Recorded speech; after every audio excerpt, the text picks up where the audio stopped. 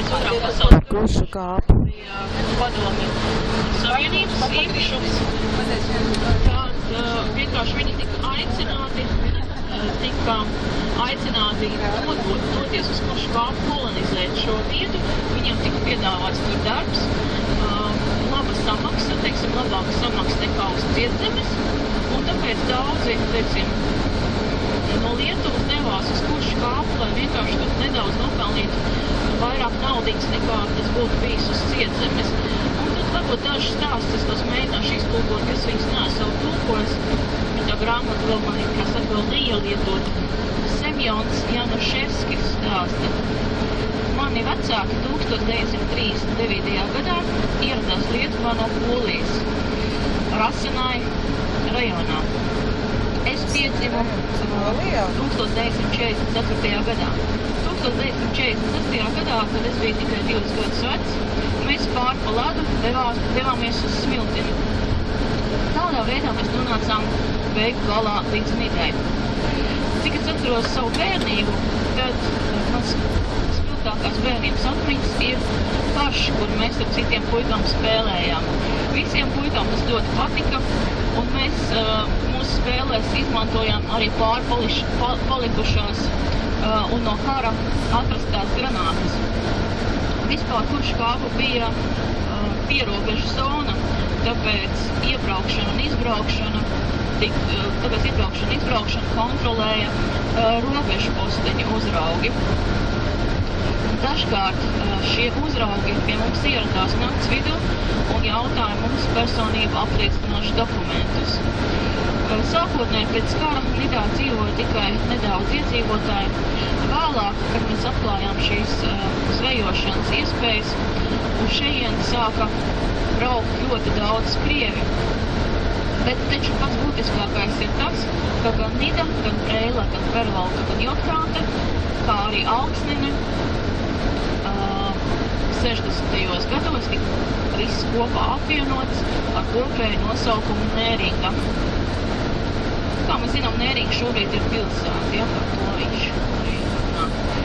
Tātad, nākamais stāstiņš, tāda īsa stāsti, vienkārši īsa atmiņas ar fotogrāfijām. Nākamais stāstiņš, sieviete Valija Budrikiene. Es 1924. gadā piedzimu Palangā,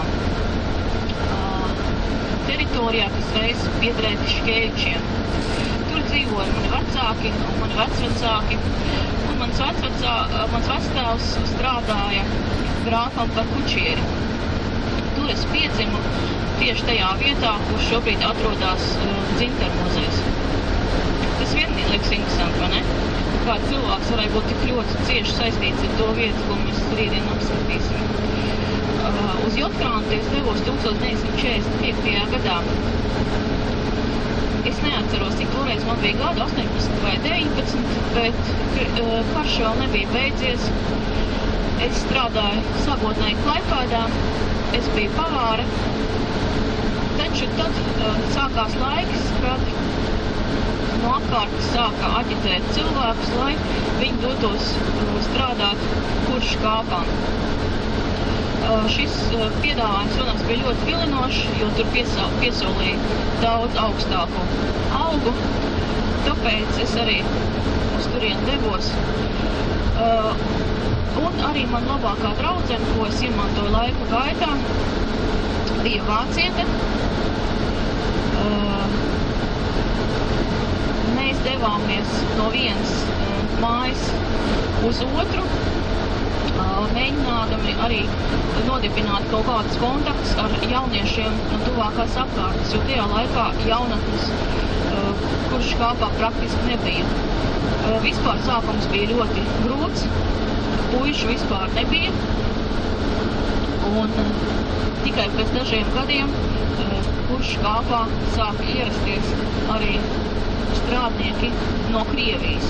Arī vīrietis, kurus apprecēju, bija Krievs, viņš strādāja maizes ceptuvē, un es drīz vien kļuvu arī par kuršu kāpas pavāri. Godīgi sakot, es varu pateikt, ka kuršu kāpa mūsu dzīvi padarīja skaistāku, lai arī bija šis kara laiks, kad viss, protams, bija krietni sliktāk.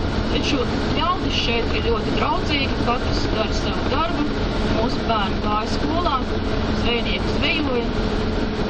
Es atceros, ka reiz par 1 rubli mēs varējām nopirkt 50 zušus. Tie bija lieli un resni.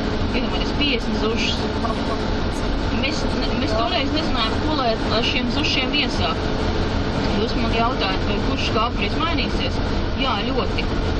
Pēc tam, kad mēs uzbūvējām mūsu māju, mums apkārt sāk augt arī citas mājas. Viena, otra, nākamā un nākamā.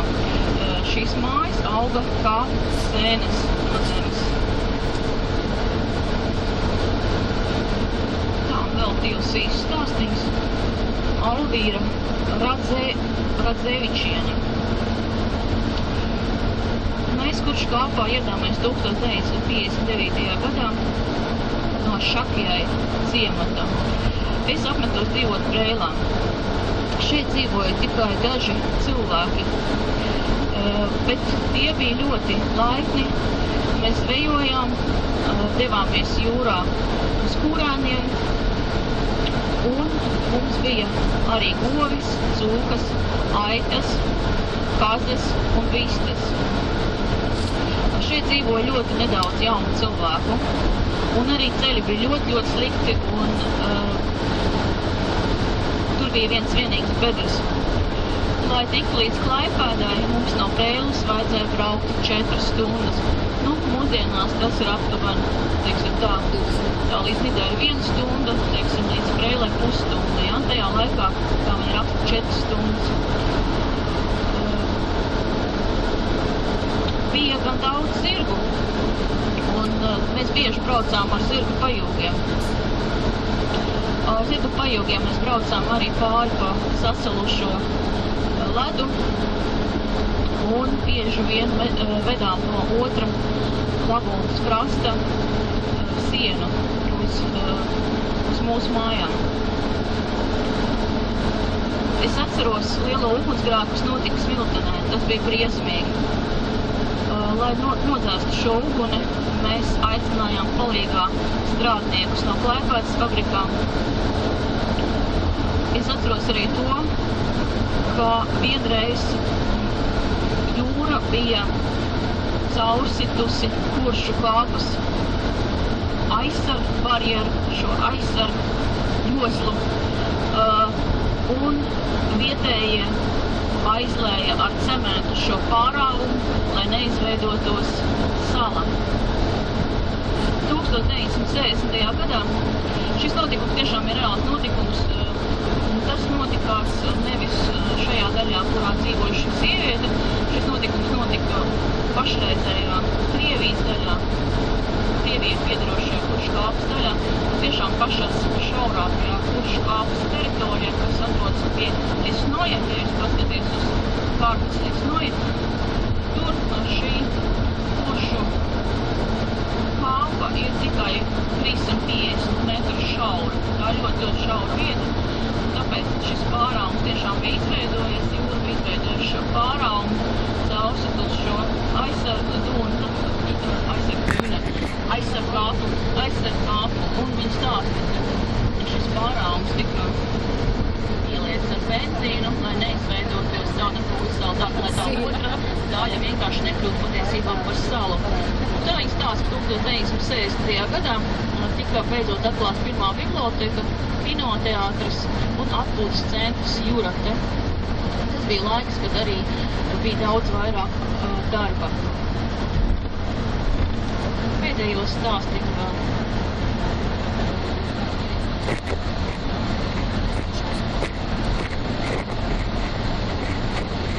Šis pēdējais stāsts ir par Eduardu Jonušu. Es ceru, ka Eduardu Jonušu vārds jums jau ir pazīstams, jo tas ir mākslinieks, kas ir, pateicoties kuram Nida ir piedzīvojis savu renesansi, ja tā var teikt, jo Kuršu krusti, kas ir redzami Kuršu kapsētā, tāpatās arī kurānu laivas, kas Kuršu kāpā ir apskatāms. Ļoti daudz arī koka veidotas skulptūras, tas viss ir šī Eduarda Jonuša rokdarbs. Viņš ir izdevusi arī grāmatu, arī kādam interesē, bet man atkal jāsaka, ka atkal jau vācu valodā. Šī grāmata arī iznākusi 2004. gadā un saucās Cilvēks arī ir suns. Un tur Eduards Jonušs stāsta par savu dzīvi, kurš Gāfā tieši pēc Otrā pasaules kara. 1956. gadā man atbrīvoja no apcietinājuma, un es dzīvoju Klaipēdā. Vēlāk es ierados Kuršgāfā. Kad es redzēju Kuršgāfas kapsētu, es biju šokā. Šī kapsēta tiešām izskatījās tā, it kā te pāri būtu pārgājusi piedzērušos vandāļu brigāde. Viss bija izpostīts, pat metāla krusti, viss bija iznīcināts. Es gāju uz Nidas baznīcu cerībā, ka es tur varēšu atrast mieru savai dvēselē. Tomēr baznīcas durvis vērās vaļā ļoti smagi, it kā viņas nevēlētos, lai es tajās ienāktu. Kad es ienācu iekšā, es redzēju, ka stikla logi bija sadauzīti un kādreizējie krēsli, ērģeles un altārs, no tā visi bija palikuši pāri tikai druskas. Tad es gāju uz lagūnu un jautāju sev, kur gan ir palikuši visi kurš kuģi, kas reiz bija rotājuši Nidas krastus. Kurš kuģi vairāk nav, man teica. Daudz no tiem zvejnieki paši ir nogremdējuši. Zvejnieki projām braukdam domāja, ka viņi nekad vairāk neatgriezīsies. Un tā tiešām arī notika. Lielākā daļa no viņiem nekad vairāk neatgriezās.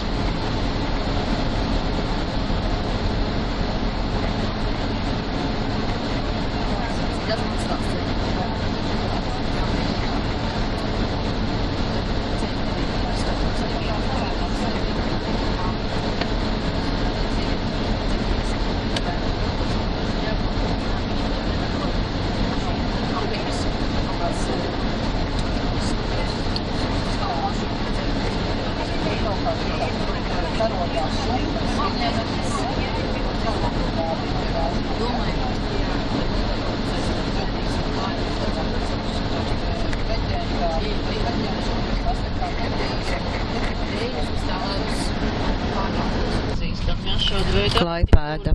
Pārbraucam pāri pirmajam aplim. Diezgan maza, teiksim tā. Otrais aplis. Vecpilsētā ir arī saglabājušās dažas oriģinālās ēkas. Tās pašas pilnrežģu mājas, ko arī jūs varēsiet redzēt Universāla veikals mūsu priekšā, kur parasti visi iet iepirkties. Tie, kas paliek šajā rajonā nakšņot. Es nezinu, tā ir mums šitā viesnīca, kas priekšā atrodas, tas Parkīna hoteli, ja? Nu, tad droši vien, ka mēs arī vakarā iesim uz šo Universālu veikalu atpakaļ. Līdz 23. Līdz 11. Jā, tad tieši pagulsim. Lūk, bet vispār ir zināms, ka pirms 2000 gadiem, es atvainojos, es teicu kaut ko ne to pateicu, otrajā gada simtenī divveidīgi. Man vienkārši saule karsēja galvu. Es jau sāku kaut ko piestāstīt šobrīd. Otrajā gadu simtā, jā. Jā, es to mēģināšu pastāstīt. Šo pilsētu sauca, šo apdzīvoto vietu sauca Aldaja Borg. Pēc nosaukuma Uz benzīna tanka nogriežamies pa labi, es nestev elu. Tālāk mēs zinām, ka 13. gadsimtā, kad krustnešiem izdevās šo Lietuvas daļu iekarot, jo tiešām Mēmels apgabals bija vienīgais apgabals pašreizējā Lietuvā, ko krustneši iekaroja. Pārējo viņi tā arī nekad nav varējuši iekarot. Žemaitija viņi mainīja. Tā bija Lietuvas teritorija, ko viņi visu laiku iegūta maiņas ceļā. Bet mazā Lietuva, šī mazā Lietuva Mēmels apgabals tātad bija tā teritorija, ko viņam iedevās iekarot. Un 1253. gadā viņi uzcēla savu pili kur nosauc par Mēmelburgu. Ja Mēmels pili, tāpēc Klausies, mēs kur tagad nogreizāmies? Šitas ir tas otrais aplis. Jā, šita. Pirmais ir ārā. Un te mēs esam jau tagad, mēs esam šeit, un mēs tuvojamies šitam. Jo ūdens, kurš jomājas saldūdens, un tad viņi bija padomājuši, ka tā pati upe ir, un tāpēc nosauc par Mēmeli. Debeskrāpi mēs arī runājām viņas lekcijā, kad otrā vietā aiz viņas debeskrāpiem, otrā debeskrāpa pilsēta šobrīd veidojās Klaipēda. Debeskrāpes arī ceļ viena aiz otru, šī dzīvojumā ēka, visu vienos stiklos. Es domāju, ka vasarā tur ir neiedomājami karsts, ziemā tur droši vien ir uz pretējo pusi. Cik es zinu, tie dzīvokļi arī slikti tiek izpārdot, droši vien šī pašiem dēļ. Un tagad mūs drīz gaida tāds kā pirmā maksāšanas vieta, kur šoferi būs jāsamaksā par autobusu, kur Daina maksās par autobusu, un pēc tam mēs maksāsim vēl vienu reizi ekoloģisko nodokli, kad mēs jau būsim otrā pusē. Un tur tie zaļumi, kas priekšā mums ir redzami, šie koki, tā jau ir kurš kāpa, kā mēs ar acu mēri jau varam noteikt šis attālums. Nav bijis kurš kāpās. Tas viss pārējais, ko vienmēr? Šis attālums, ko mēs, jā, tiešām laimīgāju, tas noteikti būs dzīves pārdzīvojums. Mēs tev apsveicam. Šovakar jāatzīmē.